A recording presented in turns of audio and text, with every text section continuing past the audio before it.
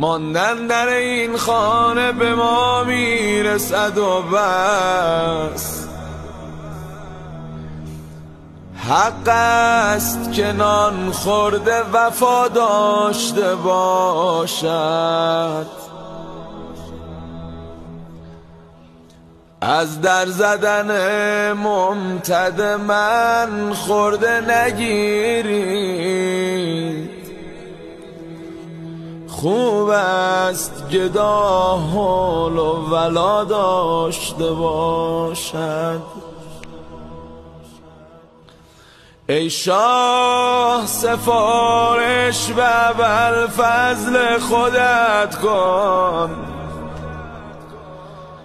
یک نیم نگاهی سوی ما داشته باشد.